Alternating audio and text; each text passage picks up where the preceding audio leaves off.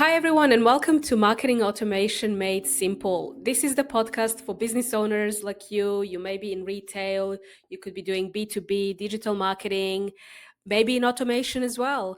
And you just want to make tech easy for you and your staff, maybe. And no overwhelm. I know technology can be overwhelming. There's so much choice these days. And with AI, it gets even more complicated. My name is Yovana, and I'm so excited to be here with you all. And I've got my twin sister, Milena, here with me, and we'll be talking about AI. Hi, yes, I'm your co host today. We are twin sisters. So you're getting a double dose of fun and know how.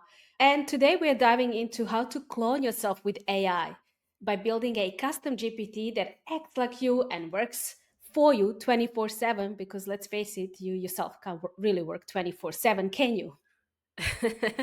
Well, maybe if you are a twin like us, you can make a digital twin, which is really what we're trying to do today, is making a digital twin. So what I want to talk about today and what I want to share with our listeners is we want to dive deep into this kind of interview style by answering a few questions around how to create a custom GPT, what a custom GPT is, and it's like bottling your expertise really to help you grow your business. So I want to break this down step by step. I'm really surprised that a lot of people these days don't know what ChatGPT plus. So they don't actually use the paid version of GPT. They just use the free version. And obviously the free version gives you some limitations. And what you can do with the ChatGPT paid plan is just amazing. It's a miracle really for business owners. And that's why I wanted to do this episode, so we can teach you how to clone yourself. So what does it mean to clone your skills? I've done this actually a few weeks ago, and I've been using it and applying it. And I can tell you my clone, Yovana bot, is much better than what I am, unfortunately. But Milena, let's kick things off. For anyone hearing this for the first time, what does it actually mean to clone your skills using ChatGPT? It's such a great place to start, Giovanna. A custom GPT is like your personal assistant, and it carries your knowledge. It can handle tasks like answering questions on your behalf or writing emails on your behalf when you're busy juggling a million things. And it can really sound like you. And that's what we mean by cloning yourself using custom GPT. So it's not cloning your whole personality, just the professional bits that make you awesome at what you do. Is that correct? Yeah, that's right. But you can also train it to have your personality as well by giving it a tone or a brand voice. You can describe that in a certain way, but I'm pretty sure we're going to touch on that later in today's episode. So just think of it as a super smart assistant that's trained to think and talk like you. It's not really binge watching Netflix, but it's solving your client problems or sharing your technical know how and sharing everything with your clients. So who's ready for custom GPT then? Who's probably not ready for it? Such a good question. This is perfect for business owners who have a clear expertise or a process they want to scale, like retailers that have great product knowledge, B2B businesses with client workflows, or digital marketers with campaign strategies. So if you're answering the same questions repeatedly or want to share skills without burning out, you're pretty much ready to have a custom GPT in your business. And what about those who are not ready, who are a bit scared of using GPT? If you're still figuring out your business or don't have a clear way of doing things, like you're winging it every day, it might be too soon. I don't know, but I think everybody should give it a go, as we say in Australia. You need some content or systems to feed the GPT so it knows that what it should sound, that it should sound like you. So if you don't have content, you really can't clone yourself. So the more content you feed it, the better the outcomes you'll get with the GPT. Yeah, so you have to have a plan first before you start cloning yourself, really. Yes, you need a step by step plan before you start going in. And it's actually very simple. Milena, maybe you can take us through the process because you've done one as well, and take us step by step like we are 5 years old. What do we need to do to get started with custom GPTs? Well, number one, what you need to do is have ChatGPT, and it's not just the free version. I think you mentioned that earlier. It's the Plus account. So you need to upgrade your GPT to give you those extra features.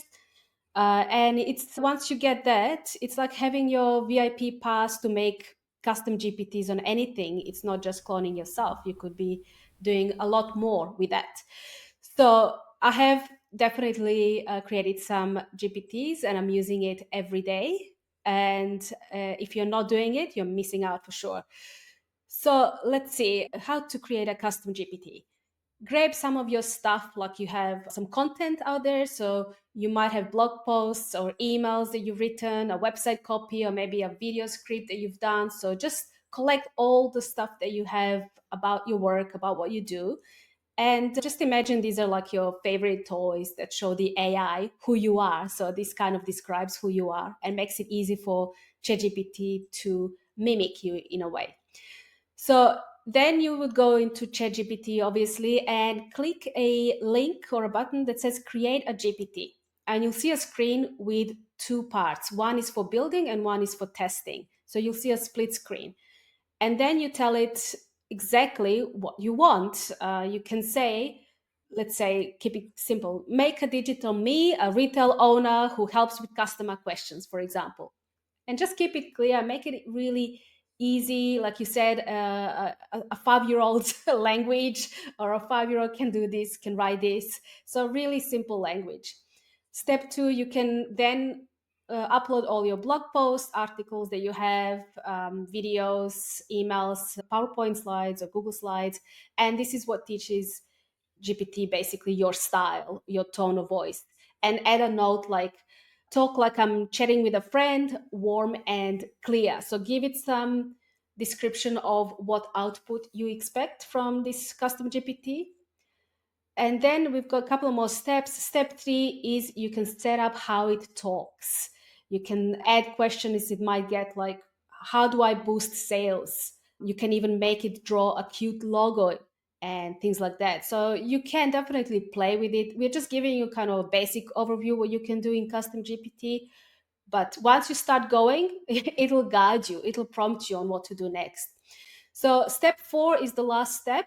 You can test it. So you can ask it stuff on the right hand side of the screen. So you had a split screen. And if it's weird or if it gives you really bad answers in a way, tweak it on the left hand side where you're creating your prompt and ask it to be more friendly, for example, or ask it to be more conversational, or maybe provide some scientific examples, so things like that. And once you're happy with the answers that it gives you in your test, all you have to do is hit publish, and you can even, it gives you a link. You can even share it with anyone in your team. Everyone can use it, so it's shareable.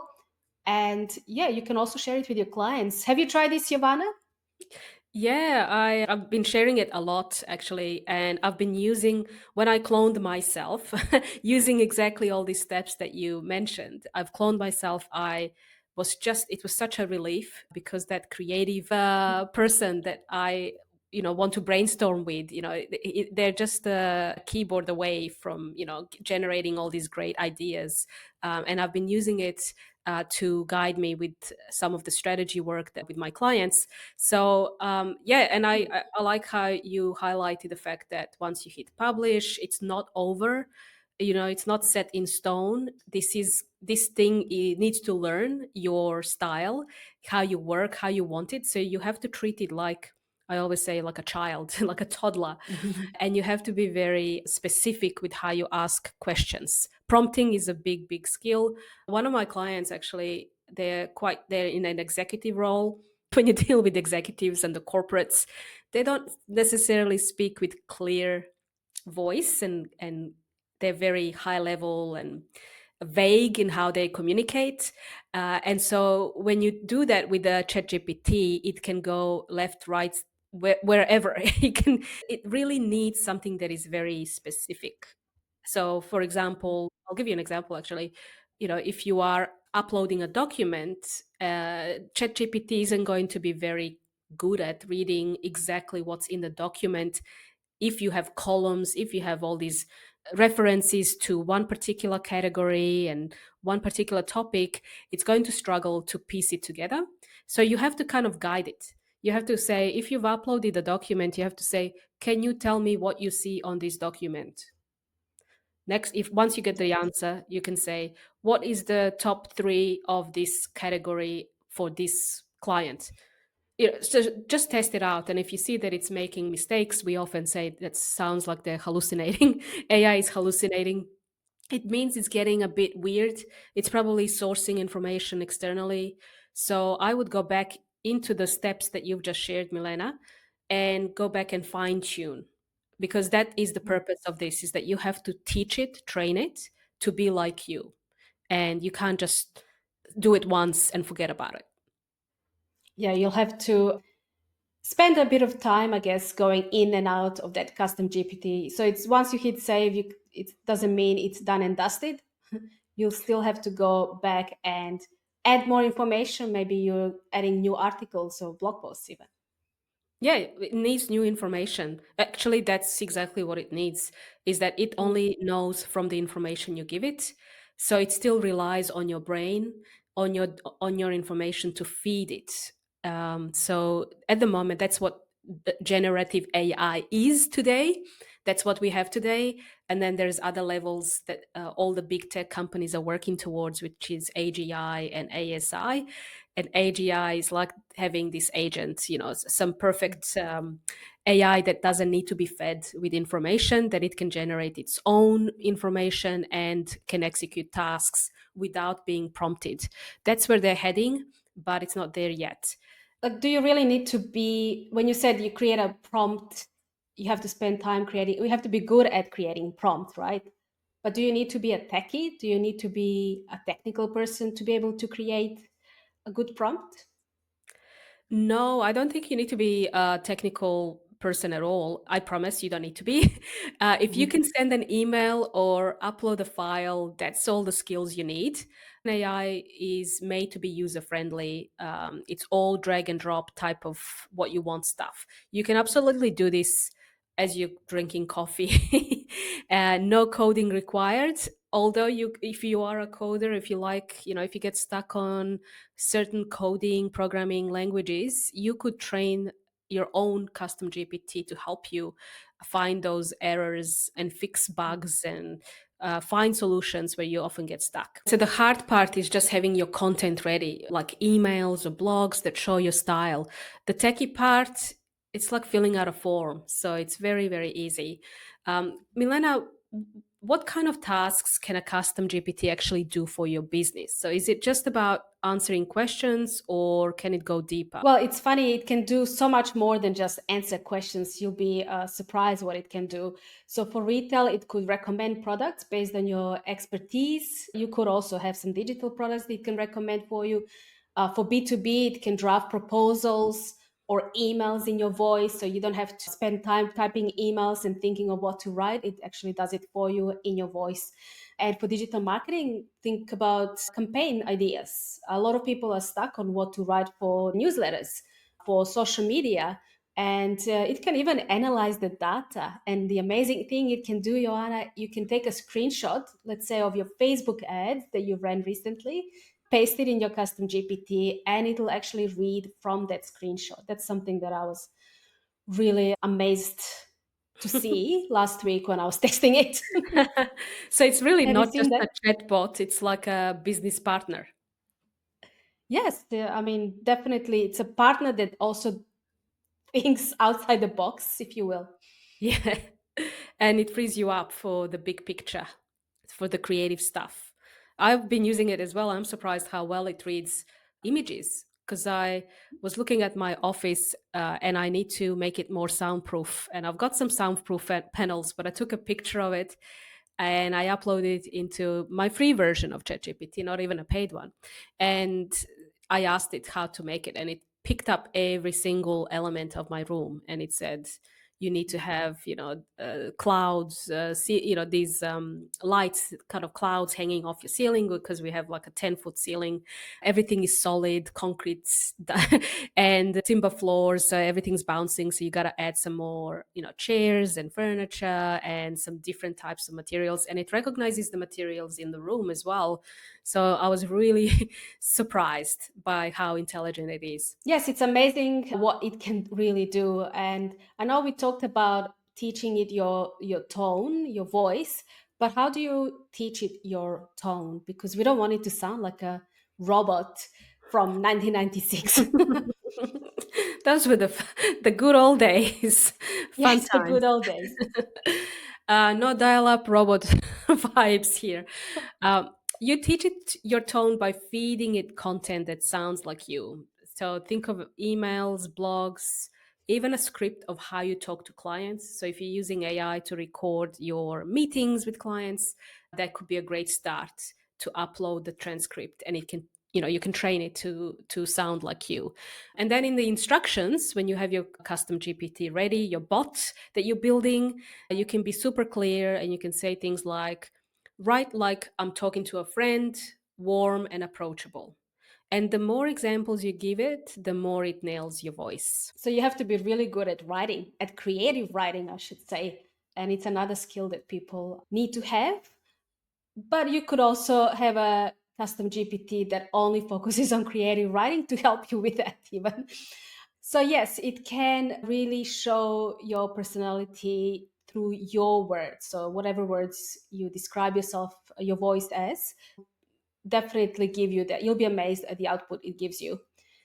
Yep, and I definitely recommend to test it. Test it many, many times. Ask it questions. I've even got a prompt that says, if you're unsure, like that's my prompt. If you are unsure, ask me questions. Or if you think I'm too vague, ask me questions. You have to kind of specify that with ChatGPT. So you can't give very weak instructions. Hmm. So you have to train it like a puppy. Okay, I'm curious, Milena, what are some examples of niche experts who've nailed this? Any weird ones or unexpected ones that come to mind? I mean, I can think of some cool ones now off the top of my head. I've seen some from the fitness industry. So you've got a fitness coach that's building a GPT to create personalized workout plans based on the exact methodology they use in their trainings. I've read recently something about wedding planners. They use them to answer client questions about venues or timelines, some repetitive things that they have to attend to. They can basically use GPT for those things. And there's another one that's really interesting, exciting. It's a niche expert GPT in vintage car restoration who made a GPT to guide hobbyists through repairs and all in his quirky, detailed style. Vintage. So it's Wow. interesting. Vintage cars. That's so random. Yes, I know. You can find anything online. I also have an example. Recently, I was testing Tony Robbins just launched an app. His AI clone, basically, it's called Tony Robbins AI. And you can have a direct one-on-one conversation with Tony Robbins, and it sounds like him, and it's actually been fed with all of the 40 years of how long he's been doing this coaching with his frameworks, all of his webinars, conferences, everything.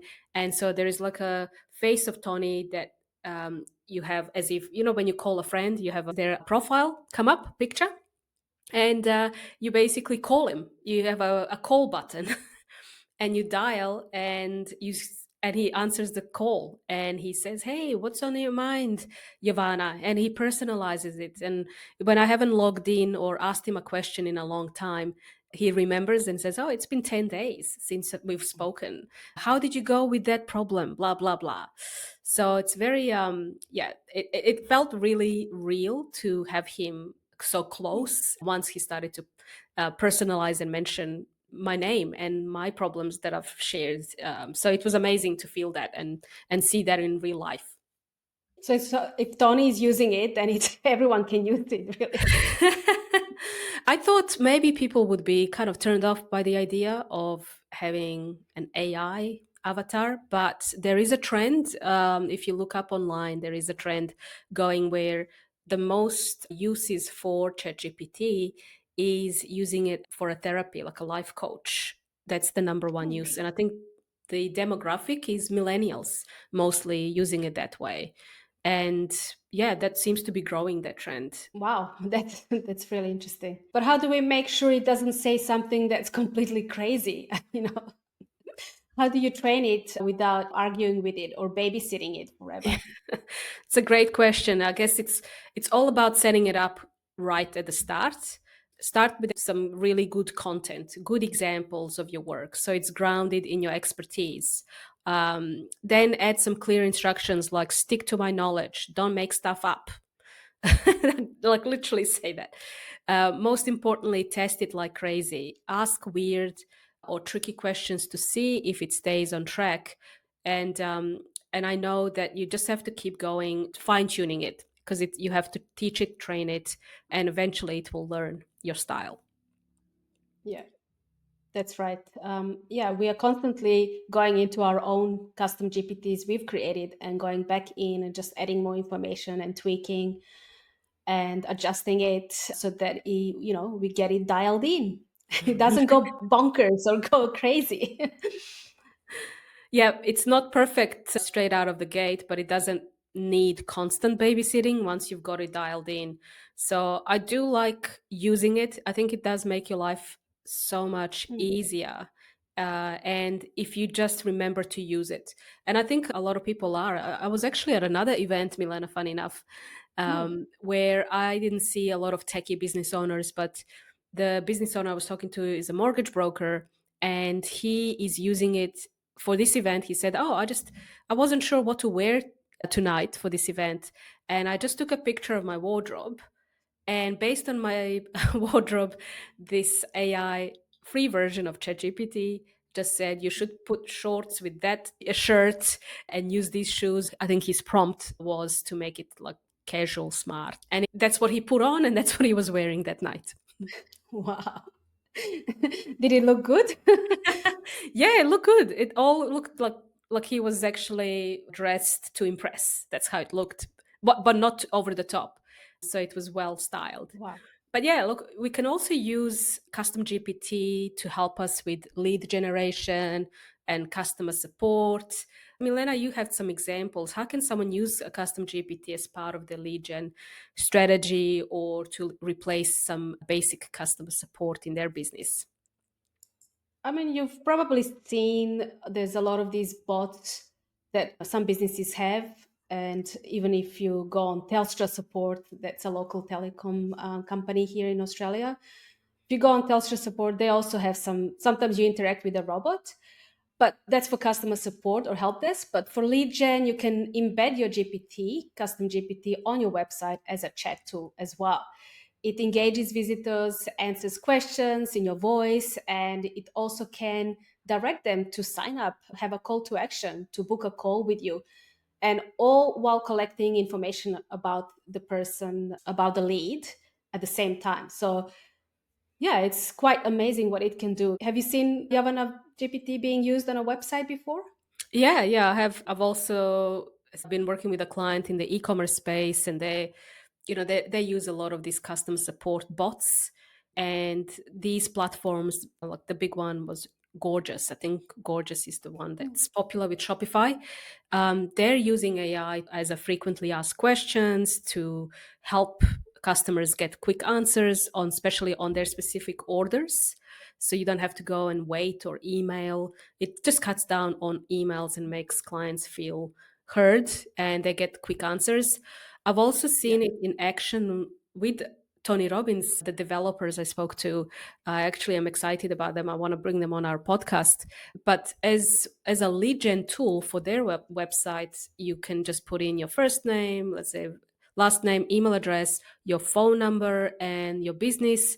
And the button, instead of saying, "Hey, schedule a call," or book a strategy call or discovery call, it actually says talk to the brand AI bot. It just says talk to, and you press the button and you just wait for a second, and then pops up with the image. It's not a live avatar thing, but it's an image, and it's a real voice, American style voice, and it's a sales agent that's helping you and asking you qualifying questions about your business before it actually guides you to scheduling a call with the CEO of the company. And so we spent a good half an hour, Corey and I, asking it questions like technical stuff to make sure that it is exactly what we need to help another client. And we were able to get all that information without, you know, going through their websites, going on Google, researching. It was able to answer, and you can imagine that 100 people maybe doing the same thing with this one bot on the website, getting their answers. And the next step was, okay, so they wrapped up the conversation. They said, okay, so that this sounds like a good fit for us, and we would love to talk to you some more. Can I schedule you in with our CEO?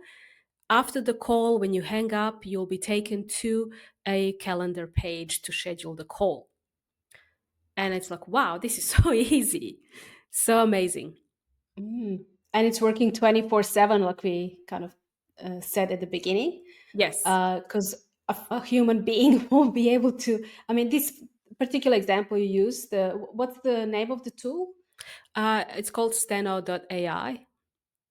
Yeah, Steno. So they are based overseas. They're based in the US, I assume. Yes. And you're asking questions from Australia.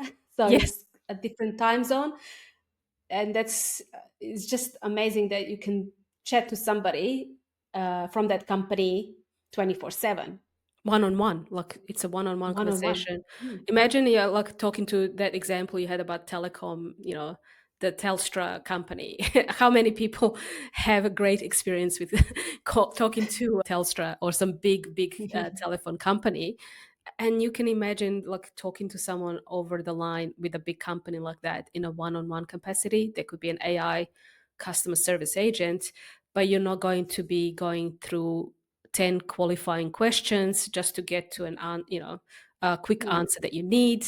I'm sure there's security features and things like that you got to be mindful of, but most of the time you're being transferred to some offshore customer service department where you have to re-explain, re-educate people on who you are and what you do and what your problems are. So yeah, Yeah. it's really interesting to see it in motion and live and people using it. And we are just scratching the surface. We're just scratching the surface Yeah. now.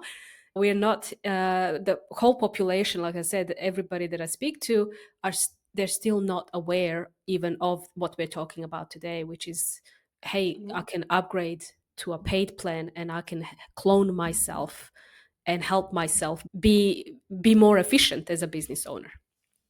And provide better customer service if you're someone like Telstra on help desk.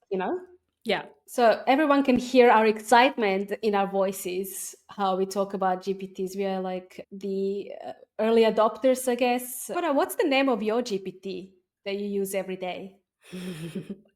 Yeah, I call myself Giovanna, I should say, which Giovanna bot. It's simple but snappy. I have seen people use real names. So, as if you're recruiting somebody for a specific job. So, you might have a custom GPT that you create for email marketing. So, you could say email marketer, Jess. And so you can then start talking to your team and go and ask Jess about what the email open rates are, what's trending now with emails. Or you can do that, take a screenshot of my email design, upload it, and Jess will review it and give you some ideas on how to improve your open rates and messaging and everything else. So give it a name that you can remember easily, keep it simple. And you can play with bots and grow easy GPT or something crazy like that. Just depends. What about you, Milena? Do you have anything that you use? Yeah, I have mine, Milena I, Milena AI, or Milena Mate. It's like my digital bestie. That's where I go, and I always dig through it and get ideas on email marketing campaigns, on ad strategies, and yeah, it's just my go-to GPT that I Okay. go in every day. Let's get a bit deeper about Milena. I know now we have a name of a GPT, and once we create a GPT, How has creating your own custom GPT changed the way you deliver your service or scale your expertise? Well, it's been such a life-changing experience, I have to say. Before using it, I was stuck in repetitive tasks like answering the same questions from clients and staff or drafting similar sounding emails. And now my GPT handles that, all the repetitive tasks that I used to do. So I can focus on doing something creative like strategy, marketing strategy, or doing some one on one client work. So you could say I've doubled my capacity without really hiring another person. Yeah, So our team still remains as is, three of us, four of us, and we've doubled our capacity with yeah, GPTs. that's amazing. That's huge. What about a skill or a system you added to your GPT that your clients are raving about? Well, my clients love email template system that I built in. So I fed it my best promos and follow up emails, some examples. So we have a lot of these examples because we're working with a lot of e-commerce clients and people using emails. So it can churn out drafts that sound like me or they're tailored to customers' needs.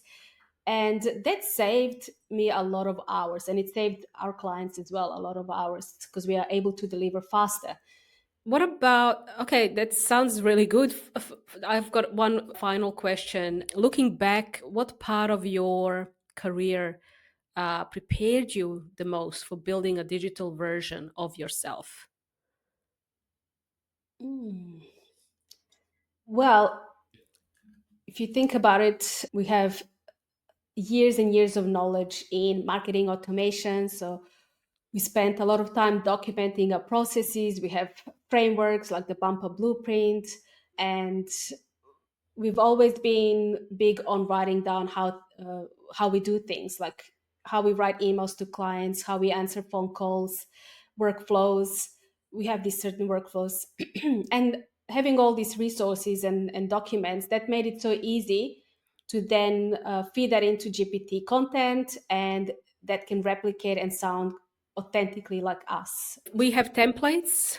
We have templates, and anything that is templatized, you could basically say AI can do it. That's right.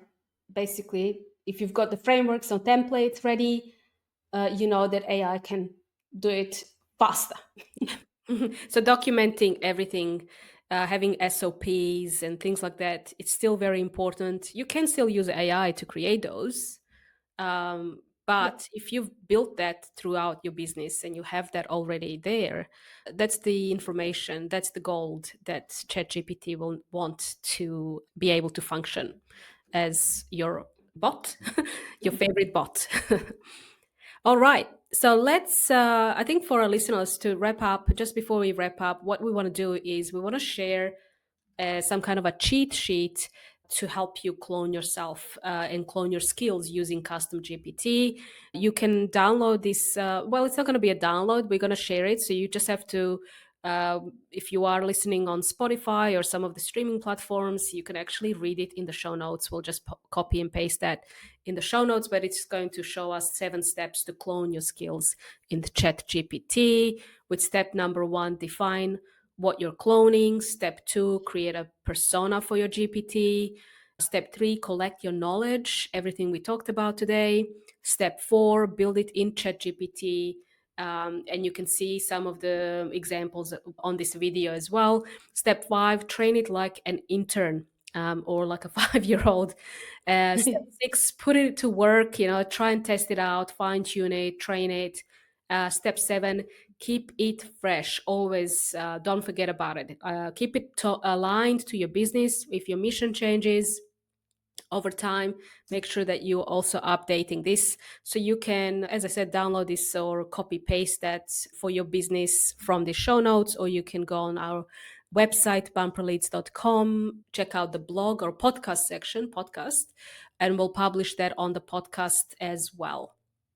yeah, and that's everything basically what we've talked about. It's summarized on this cheat sheet, but it's probably just easier to follow the cheat sheet once you see it. Yeah, that's a wrap for today. Today's Marketing Automation Made Simple episode. So we've gone deep on cloning your skills with a custom GPT, answering all your questions from the how to's to the whys, with a few laughs and examples along the way. Thank you so much for joining us, everyone. If this sparked some ideas, please leave us a review. It helps us reach more amazing business owners like you.